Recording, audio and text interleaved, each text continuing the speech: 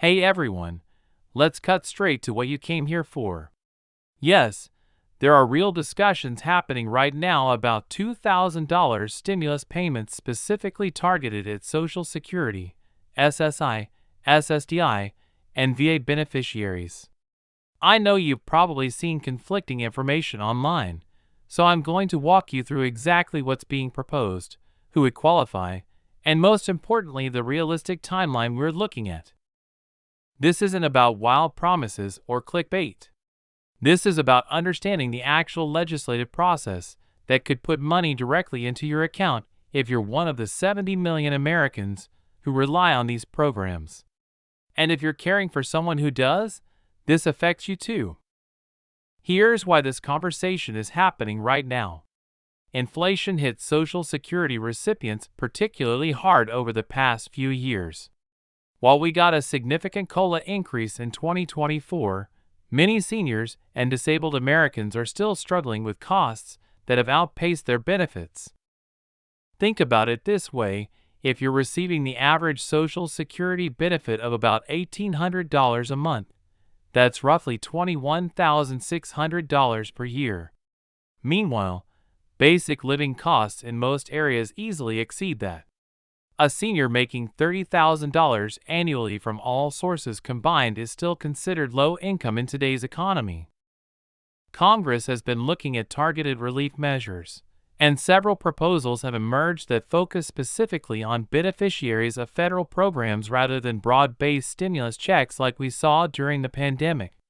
The reasoning is simple: these populations are often on fixed incomes and have limited ability to absorb economic shocks.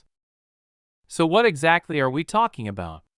There are currently three main proposals working their way through different stages of the legislative process.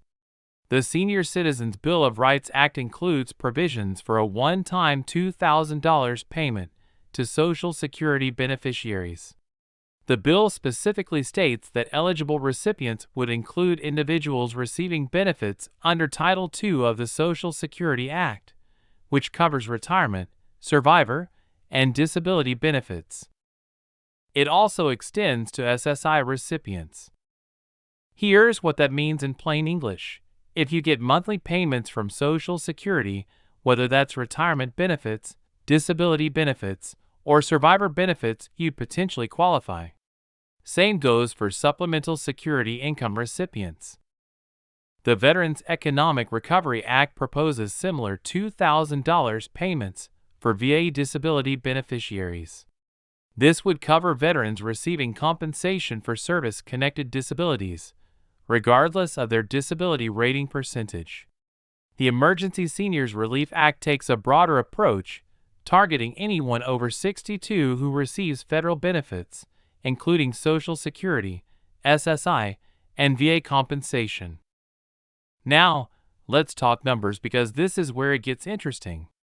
The Congressional Budget Office estimates that approximately 50 million people receive Social Security retirement benefits, about 9 million receive SSDI, 7.5 million receive SSI, and roughly 5 million veterans receive disability compensation.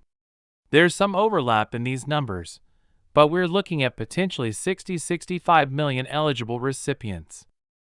At $2,000 per person, that's a program cost of roughly $120, $130 billion. That's significant, but it's also targeted spending that goes directly to people who typically spend money immediately on necessities, which economists call a high multiplier effect. Here's where we need to be realistic about timing. These aren't executive orders that can happen overnight. They're legislative proposals that need to go through the full congressional process.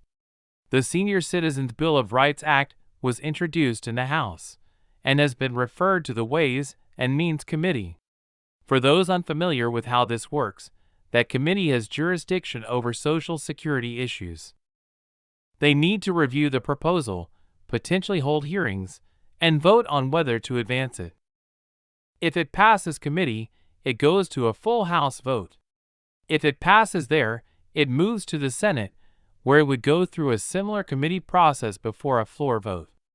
Only after both chambers pass identical versions does it go to the president's desk. Realistically, we're looking at several months at minimum, assuming there's strong bipartisan support. More likely, this is a process that takes 6 months to a year, and that's if everything goes smoothly. The Veterans Economic Recovery Act is following a similar path through Veterans Affairs committees in both chambers. Let's get specific about who would actually receive these payments if the legislation passes. For Social Security recipients, you'd qualify if you're currently receiving monthly benefits. This includes retirees, people receiving disability benefits, SSDI, and those getting survivor benefits. The key requirement is that you're an active beneficiary as of the date the legislation is signed. SSI recipients would also qualify under most of these proposals. SSI is different from Social Security. It's a needs-based program for people with limited income and resources who are disabled, blind, or over 65. If you're getting those monthly SSI payments, you'd be eligible. VA beneficiaries receiving disability compensation would qualify under the veteran-specific legislation. This covers veterans with service-connected disabilities, regardless of whether you're receiving 10% disability or 100% disability compensation. Here's an important detail that often gets overlooked. Most of these proposals specify that the payments would not count as income for other federal benefit programs. That means receiving this $2,000 wouldn't affect your eligibility for SNAP benefits, Medicaid, or housing assistance. The payment structure being discussed is a one-time direct deposit to your existing account where you receive your regular benefits. So if your Social Security goes to your checking account via direct deposit, that's where the stimulus payment would go. If you receive your benefits on a Direct Express card, it would go there.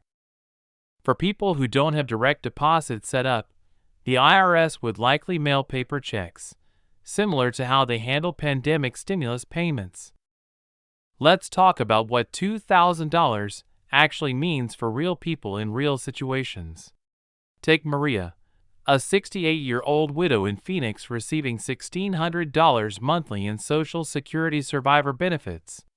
She's been stretching every dollar, especially with Arizona's summer electricity bills. $2,000 would cover 3 months of utilities, giving her breathing room to maybe see a doctor about the arthritis she's been ignoring because of the co-pays. Or consider James, a 45-year-old veteran in rural Tennessee receiving $1,400 monthly in VA disability compensation. His truck needs $1,800 in repairs to pass inspection, and without reliable transportation, he can't get to his medical appointments. That stimulus check would literally keep him mobile and connected to his health care. These aren't luxury purchases we're talking about. This is rent money, grocery money, medication money. For someone living on $25,000 a year, $2,000 represents nearly a full month's income. The timing matters too. Many Social Security recipients are already feeling the pinch from this year's relatively modest COLA increase not keeping pace with their actual cost increases. Now, let's address the elephant in the room. Will this actually happen? The political landscape is complicated. There's generally bipartisan sympathy for seniors and veterans struggling financially. Nobody wants to be seen as voting against help for grandparents or disabled veterans. But there's also significant concern about federal spending and adding to the deficit. The key will be whether these proposals can be packaged as part of larger legislation that has broader support, or whether they can gain enough momentum to pass as standalone measures. Historically, targeted relief for Social Security and VA beneficiaries has had better success than broad-based stimulus programs because the political optics are clearer and the beneficiary group is well defined. What's working in favor of these proposals is that they're targeted, time-limited, and serve populations that are generally viewed sympathetically across the political spectrum. What's working against them is the current focus on reducing federal spending and concerns about inflation. So what should you do with this information? First, don't hold your breath waiting for a check to arrive next month. Even if these bills gain momentum, the legislative process takes time. Continue managing your finances based on your current benefit levels. Second, if you care about this issue, contact your representatives. I know that sounds like generic advice, but it actually matters. Congressional offices track constituent calls and emails on specific issues. A surge of interest from beneficiaries can influence whether a representative decides to support or prioritize legislation. Third, stay informed through reliable sources. Follow the official progress of these bills through congress.gov, where you can track their status in real time. Avoid getting your news from social media posts that promise payments are approved or being sent out next week without verification. If you're not already signed up for direct deposit of your benefits, consider doing so. When stimulus payments have been distributed in the past, direct deposit recipients receive their money weeks faster than those waiting for paper checks. Here's the bottom line: there are legitimate, serious proposals in Congress right now that would provide $2,000 stimulus payments to Social Security, SSI, SSDI, and VA beneficiaries. These aren't internet rumors or wishful thinking, they're actual bills with real sponsors working through the legislative process. The timeline is measured in months, not weeks. The political prospects are uncertain, but not impossible. The impact for eligible recipients would be significant and immediate. We're talking about potential relief for 60+ million Americans who are often living on fixed incomes in an economy where costs keep rising. Whether you're directly affected or you're caring for someone who is, this is worth paying attention to. I'll continue following these proposals and updating you as they move through Congress. The political landscape can shift quickly, and what seems unlikely today could gain momentum tomorrow, especially if public attention and pressure build around these issues. The most important thing is to stay informed with accurate information and realistic expectations. These proposals represent genuine efforts to provide targeted relief to vulnerable populations, but they're still working their way through a complex political process. That's where we stand today on the $2,000 stimulus proposals for federal benefit recipients. If this information was helpful, let me know in the comments, especially if you're someone who would be directly affected by these proposals. Your real experiences help paint the picture of why this legislation matters. Hit that subscribe button if you want to stay updated as these bills move through Congress. I'll be tracking their progress and breaking down any new developments in terms that actually make sense.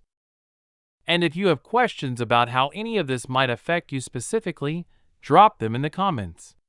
I read every one and often address common questions in follow-up videos. Thanks for watching, and I'll see you in the next one, where we'll continue following the money and the politics that affect your daily life.